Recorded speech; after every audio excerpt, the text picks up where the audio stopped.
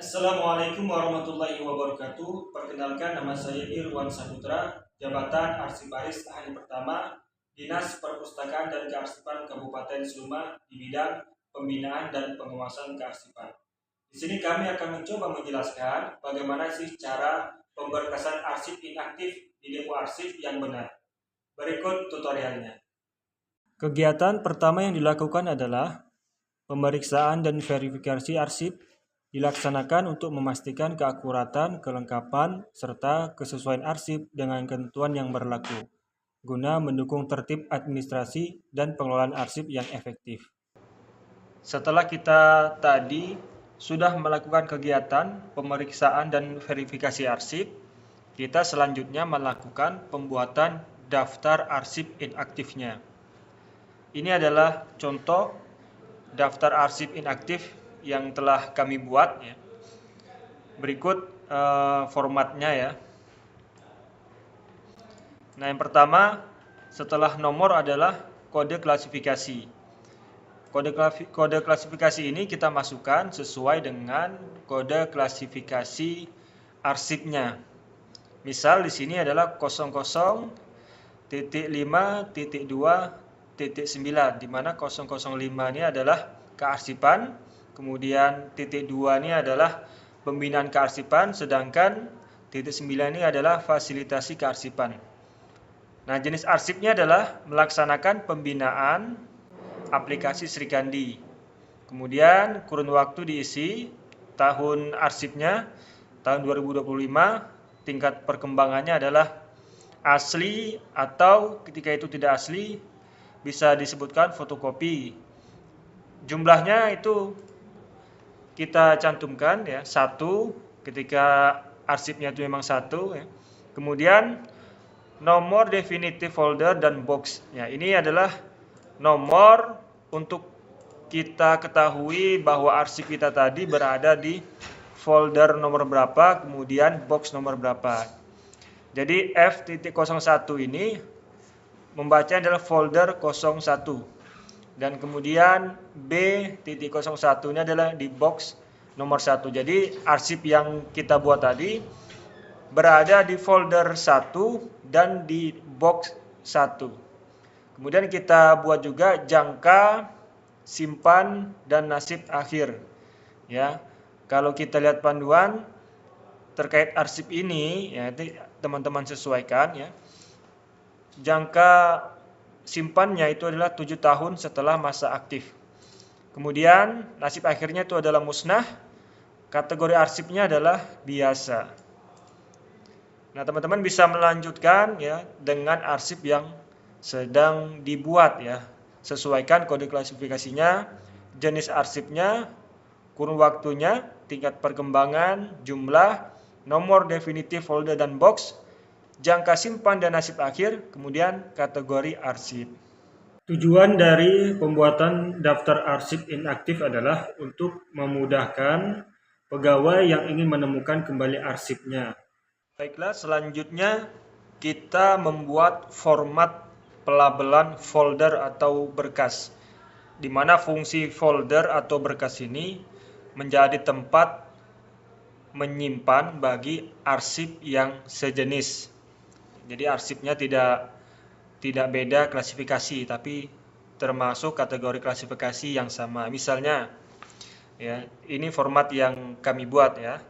Yang pertama kita isi identitas dinasnya masing-masing ya, seperti ini. Kemudian kita buat kolom kode klasifikasi folder atau berkasnya 000.5.2. Nah, kode klasifikasi ini adalah terkait dengan pembinaan kearsipan perangkat daerah uraian arsipnya ya. Kemudian tahunnya ya kita buat tahun 2025 dan ini disesuaikan dengan tahun arsipnya. Kemudian nomor folder ini disesuaikan juga dengan folder yang kita buat. Kalau folder di tempat kita misalnya ada 10, maka dibuat nomor folder 1. Nanti untuk folder yang selanjutnya kita buat nomor folder 2 dengan data yang sama ataupun berbeda ya. Jadi disesuaikan dengan jenis arsipnya yang akan dihimpun di dalam folder atau berkasnya. Selanjutnya, setelah kita membuat pelabelan folder, kita juga membuat pelabelan box ya, di mana hampir sama seperti pelabelan folder ya. Di atasnya adalah data terkait instansi masing-masing. Kemudian kode klasifikasi ini lebih umum daripada kode klasifikasi yang kita buat pada pelabelan berkas atau folder.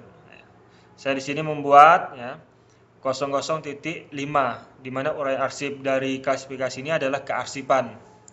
Dan di dalam kode klasifikasi ini ya, itu nanti bisa memuat beberapa arsip yang terhimpun di folder yang klasifikasinya berbeda. Misalnya tadi ketika kita membuat pelabelan folder 00.5.2.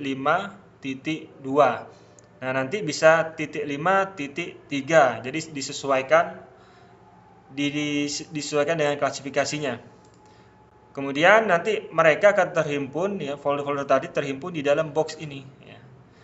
Kemudian tahunnya disesuaikan juga ya dengan arsip atau filenya. Kalau misalnya dia tahun 2025, kita buat tahun 2025. Kemudian nomor boxnya kita buat ya.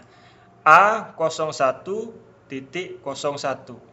Ini maksudnya adalah A01 menandakan dia berada di ruangan A01 ya. Seandainya di ruangan penyimpanan teman-teman itu memiliki beberapa ruangan ya. Tapi kalau kemudian ruangannya hanya satu, itu bisa disesuaikan saja ya.